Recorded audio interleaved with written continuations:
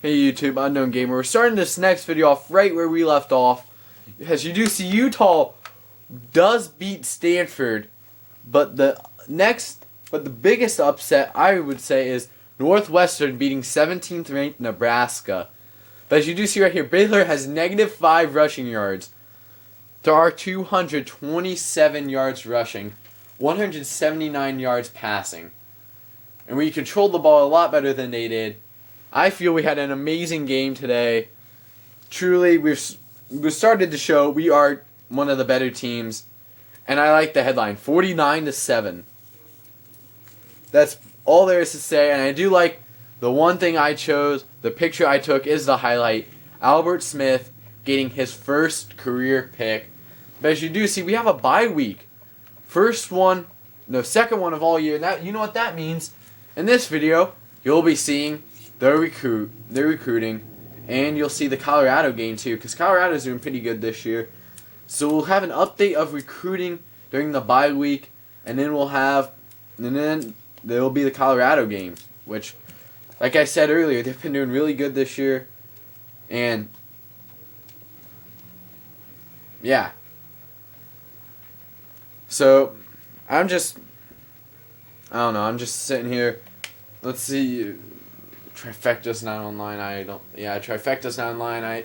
I'm just doing that so I can see how long I have until I can start recording that online Dynasty video, because I'm doing this video right after that Baylor game, as you can assume, because I showed you the thing right after it. So yeah, all this stuff is right after Baylor, and I wonder how things went with Texas A&M. Actually, I know a way to make sure that you guys don't tell. Right now, actually, I'm not going to black screen it yet. I'll put my finger over it when I want to. Actually, you know what? I'll just skip, and I'll see you guys with the Texas A&M game. And right here, yeah, I already looked at the ESPN, so I do know, but I did not know until I looked. Booyah! Aggies in shock. Arkansas beats them 34-17. And as you see right here, this is pretty much what happened. Arkansas, really throughout the game, they kept it close in the first half, and then they just blew Texas A&M out of the water in the second. And as you see, the stats show it all. It was a pretty even game, I guess you could say, for a little bit. But Manziel didn't get to play a lot. What happened to did Manziel go down? I'll check that out later. But right here, as you do see, let's look at top 25. We didn't leapfrog anybody with the Baylor game. But as I'm looking, Oklahoma is undefeated. So even if Oklahoma beats Texas, we probably won't move. But hey, you know who I'm rooting for? Arizona State and Texas A&M, because I want to get into the top 5. I want to see a 5 next to our number, because I'm pretty sure we haven't seen that yet. But yeah, this is a recruiting update. Actually, yeah, this is going to be a separate video from the Colorado game. I know I said earlier we'd just be showing the Colorado game. We'd be showing the Colorado game in here. But you know what? If I'm going to be checking injuries and all this stuff, I probably won't put it in this game. But let's see. Yeah, he must have gotten one game injury right there. But how badly that must suck. How badly that must suck. And right here, as you look though, we do have very good teams out here in the Pac-12 South, as you have USC ranked 4th in the nation, Arizona State 22nd and undefeated, Arizona 6th ranked undefeated, UCLA though, they have 2 losses. Who did they lose to? They lost to Washington. They lost to Texas and Colorado. And Colorado, a team that's looking pretty good, and we have them next on the schedule. 4-1, and then we have Utah, who's 3-1, yet somehow still not ranked. We'll check them out actually really soon. And then we have Oregon still undefeated. I thought they lost a few games the way it looked, but right here, as you do see, pretty good Pac-12 actually outside of Stanford, Washington State, and Cal. We've had Pac-12s looking pretty good this year. So we'll look down through the top 25 real quick. And yeah, this most likely will become a separate video. As you do see, Louisville's still undefeated. And I'll make some comments out there. Ooh, Michigan State's looking pretty good. And Ohio State, when does Ohio State play Michigan State? Oh, they don't play them, so that probably looks really well for the Buckeyes. They won't play them until national champion. Yeah, they won't play them until the Big Ten championship game because I haven't changed the teams yet. But we'll do that soon. Washington's right here after they beat Georgia State. But as you do see, Texas A&M falls quite almost 10 spots, but they fall 8 instead after the Arkansas game. Wisconsin loses to Ohio State, so they fall 2 spots. Florida, and then we got Oregon State, who beat FCS Northwest. And then we got Clemson, South Carolina, Iowa, who lost to Arizona State. That gives us some respect right there. Then we have Florida State just jumping up here after beating Clemson, followed by Notre Dame, who's flying up in the rankings. Then Georgia. Arizona State is now up here after beating Iowa, and they could fly up if they beat USC. And then we got Auburn, and then we got 1 and 2 Michigan, and then Miami. Now let's see who's all close. Teams that fell out, quite a few did. We'll go through those real quick first though. UCLA falls out, Nebraska falls out, Stanford falls out, Kansas State falls out, and Ole Miss. Teams that are close. Oh, this annoys me so much. Maryland, Nebraska, Arkansas, then Utah, who already beat a 1 and 2 Michigan team that's in the rankings, then Stanford, then Kansas State, Ole Miss, and UCLA. Now my question is, where is Colorado State at? They're the team that knocked, no, not Colorado State, Colorado at. They're the team that knocked UCLA out, yet they're not even up there. So that says a lot about that. Right here, as you do see, Derek Reynolds is starting to go back up. Max Whittick is going down, but DeAnthony Thomas is still here, and so is Siler Miles. So we got four out of the 5 guys in the Heisman race. Out of the top 5, 4 of them all Pac-12 athletes, and only two of them are upperclassmen, and only one of them is a senior. So that tells you a lot about how Pac-12 is doing. Pac-12 is looking very good in the preseason, but hopefully we can keep it through the season. But as you do see, after this year, we're expected to plummet to 30th, then back up to 20th, and then the 19th, and then they don't do anything past that. I will tell you one thing, though. You guys are going to be interesting in the recruiting, because I did see that we have some interesting stuff going on here. NCAA, Siler Miles is really good against Georgia State. Oh, that I see how he did it. He got in there against Georgia State. And, yeah, Derek Reynolds, he did it against Penn State. And then we have, I'm looking through this, Braxton Miller did really good in week 4. So back-to-back weeks, he's actually done really good. Against Illinois, he did good too. So Siler Miles, that's going to be an interesting game when we play them. Because we play them after we play Colorado. So that'll be a very good game. Like I said, this video will end up being separate from the Colorado game, but we'll get all the pre-game to Colorado stuff done. As I'm going to look through real quick and see where we are for toughest stadium. We are 23rd in the rank for toughest stadium, which that's not too bad actually. As we will real quick look and see who's leading the NCAA and what. Derek Reynolds, he's 92nd for passing, but still pretty good for a freshman. But as you do see, we do have one person up there, 2 people up there who we have to play, 3 people up there that we have to play this year. Hudley, Halliday, and Whittick. Yay, that's going to be fun.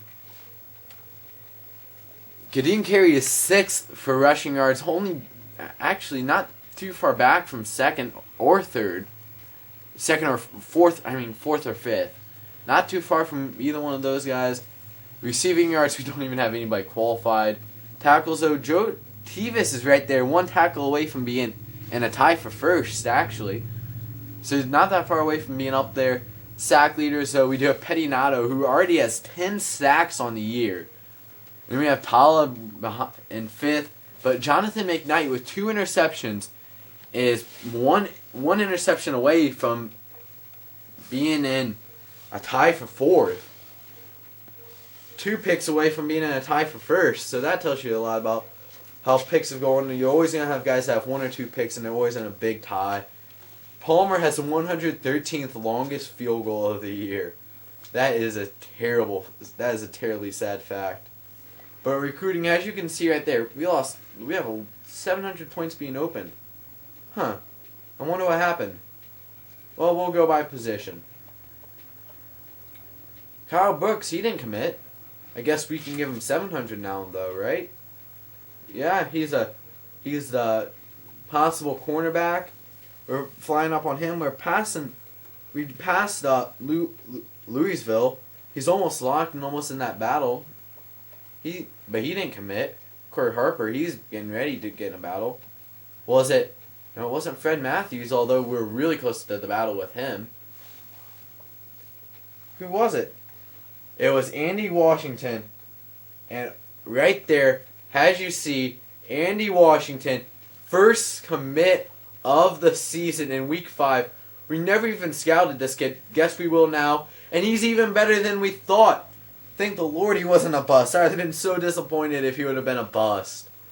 4-star recruit, 93 speed.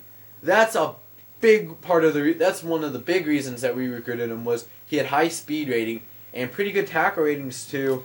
He probably will be redshirted though his first year. But he is, if you look at it right now, prospect overview, he's from Sherman, Texas. He's 6'2", 212, coverage free safety, and he's a 4-star recruit. Andy Washington is the first recruit to commit to Arizona this year. And the earliest one we've ever had in this series. Darren Ball, though, he's now going up, as you can see. We're slowly gaining on him. But now the question is, do I dare go for any of these other guys now that I have the points to be able to actually make a push for him? If I do, it's going to be Brandon Ewing, but I'm too far out of him. I'm too far out of both these guys, so we're not going to be going for any of them. Eric Heath, we're putting some distance between us and Michigan. Looking at it, we actually we don't have a lot of guys that are getting ready to commit, but we do have some guys I do see committing sometime soon. Oh wow, we're losing 1,000 on Texas A&M after their visit. Defensive tackle, Tommy White, there's no point in going for either of those guys. But defensive end, Darby, we are very close to getting in that battle with him, and we are really just destroying stuff with him. Has this Josh Johnson, do I even try on him? No, there's no point. But seeing Ryan, I might as well go for him because, well, let's face it. Let's see who else there is actually before we even start thinking about who we're going to go for now. This Jake Jefferson kid, Stanford, they better watch out because we're going up there pretty fast and it's going to be the battle time.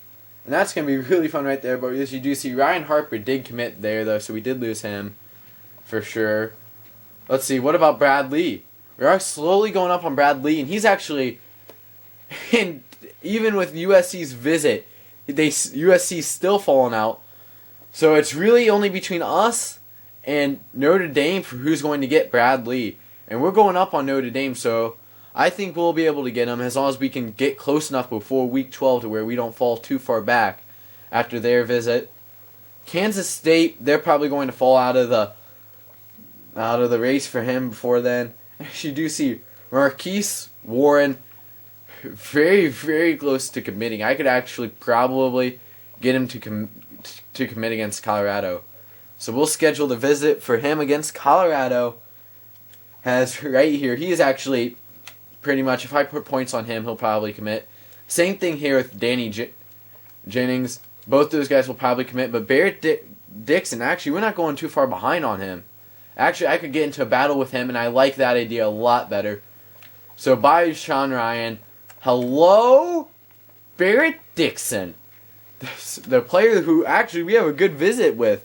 We have the last visit out of every team right now.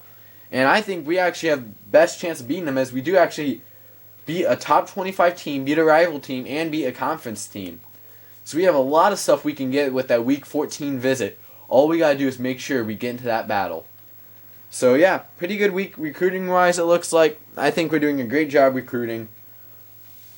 we'll advance, and we'll see if anybody commits when we advance. Because that would be nice if we got an advance when we were committing. When we were submitting, I mean, not committing, gosh dang it. It would be nice if we got a commit while we were submitting. That would be awesome just to see I think it'd be awesome to just, because I feel we'd go ham. If we could get a few more, if we could get stuff like that to really start happening, I feel nobody would be able to stop us. It would be us versus the top team almost every year. And that's what the goal of this series is to do. It isn't to sit here and try and be towards the bottom of the conference or anything like that. It's to be at top and nobody to be able to stop us. And well, I feel we're almost there. I feel like we are close. I feel like we're close to that, and well, that's pretty much all there is to really say about it, though. Is I feel we're close. I feel we're really close to being able to say, "Hey, look at us. We're not what everybody thought we were. Everybody might have thought we were going to be a team that's going to take us a while to become big, but just like what Rich Rod did with this Arizona team, we turned them around fast, and we proved everybody wrong that this team is ready to be very good. Corey Harper does lock us out, and recruiting battles start this week. This week right now, as you do see, let's look through here real quick and make sure nobody committed. David Lewis commits. We weren't even going for him. Haas committed. Draymond Alvarez, a guy I was going to be my backup safety if I ended up needing a backup fallback plan. He's committed, so he's no longer that option. Danny Jenkins, he's ready to visit. Alvin Kendrick commits to Texas A&M, who's probably going to have a really good recruiting class. Fred Matthews, we're in a recruiting battle with him. Luis Barr locked us out. Boyd locked us out. Johnson locked us out. So did Ewing, so good thing I didn't put points on either of those guys. Bradley, we are in the recruiting battle with 2 teams on him. Warren is scheduled to visit this week, and Darby, we're in a battle for 2. So that does tell you a lot about it. But we are ranked in the top 25, and we have a visit versus a top 25 team. I think that's for scheduling it. And, Colorado lost to Washington State. So all of a sudden, you're starting to see why they're not ranked. Arizona State lost to USC too. Like I said, this is all just a big update video, really. So I'm just going to look through here real quick. Make sure we didn't miss anybody. Make sure we didn't miss anything. See if we didn't go up. And yeah, we're still going to stay the same. Texas won. Arizona State lost. Yeah, pretty much everything stays the same as it was before. And well, yeah, let's just look through here real quick. South Carolina went to overtime against Kentucky, though. That's a big story right there. As I'm just going to scroll through here real quick. Yeah, you guys pretty much see what's happening. And Utah. Did Utah lose? I think Utah had to lose to lose that many votes. Because, I mean, it's not like anybody really had an amazing week this week. I don't feel anybody did. Utah's in ours. I didn't know Utah was in ours. Yeah, Utah lost too. So a lot of these Pac-12 teams are beating up on one another. But Oregon barely gets through. But Utah! Oh my gosh, I'd feel bad to be a Utah fan or a player right now, as they have Oregon, USC. So they play 3 and 4 back-to-back weeks. Then they play 24, 15. And then they have Old Dominion, and then they have 9 and 6. That will be a hard schedule. Hard to make a pitch. This is a hard week. These are hard weeks for them recruiting. But as you see, us not having a game last week did cost us, as David Ash takes over Derek Reynolds' spot in the Heisman race. But let's finish putting these 50 points recruiting that we used scouting to make sure that this guy was who we thought, making sure that we didn't get a bad recruit because he had already committed. I just wanted to make sure he wasn't going to be like, oh, hey, look, he's really good, and then we get him on team and be like, oh, he's not what we thought he was. But as you do see, Louisville's falling like crazy. 260 points is what they're losing a week right now. If we can get them 1,000 points between us and them, it will be a hard time for them to get him to commit. Because they had their visit. That's a key thing right now, is their visit week 11 and how much that will do for him. As you do see, Corey Harper locks us out. We'll just get him off the board. Actually, I'll go through and take people off the board later. Alvarez did commit, but Fred Matthews, though, we are in this recruiting battle now, and we just got to make sure that we that we get enough space between Iowa to where their week 11 visit doesn't hurt us too bad, as we had that same problem here. And right here, as you do see, though, Andy Washington, that's still the big story around campuses. We got the first commit. We're too far out on him. Darren Ball is the main recruit defensively right now. I hate the fact that it's scheduled its visit, that the computer scheduled the visit for us, because it is a terrible week to visit, week 10, because that's right in the middle. And oh wow, week 6 visit for Michigan State actually didn't do as much as I thought it would do for him, as it only gets him up 500 points, but still, that early visit might just do him in, because now they don't have any way to keep the fight close enough. Because I feel Eric Heath he's ready to commit to us. All we gotta do is just wait our turn. Because once we get our visit, we'll be good. In Michigan, they're gonna go down quite a few points too. And Michigan will probably fall out by week 10. They'll probably fall out of where they can really keep up with us. I don't think they'll be able to keep up with us when their visit comes around. Darby, though, UCLA is getting ready to fall out possibly in the next two or 3 weeks. And, oh man, week 12. Hold on, week 12, I think we're in week 7. Ah, crap. 7, hold on, let me do the math. 7 times 100, 700. Oh, they'd just barely be in. If we can make a surge on Darby, I'm going to put points on Darby because I want to make that surge on him. I want to make a surge really quick on him just so we can see if we can get him to commit fast. Not going to take any points away from our center, but our... Ooh, no. Jake Jefferson, here's our big money recruit, I thought. But that scholarship might just have done us in. This is why scholarships suck. They will kill your chances of getting players. This late in the season, that's just a killer. But also, we still could go up just enough to keep in that battle, and that's all we really need. David Bradley, we're keeping up with him. Let's see, yeah, right here. It's Danny Jennings. He's ready for a visit too. You know what? We'll schedule your visit this week too. We get 500 points, and 500 points will just knock teams out, I feel. Let's see how we doing with Barrett Jackson. Barrett Dixon, we went up 830 points by just showing that we were interested again. All you gotta do with these players is show that you have a little bit of interest left. That you still care. If you show that you still somewhat care, you'll get these players. You'll get players easily. And right here, defensive end, George Darby. We'll put 700 points on him.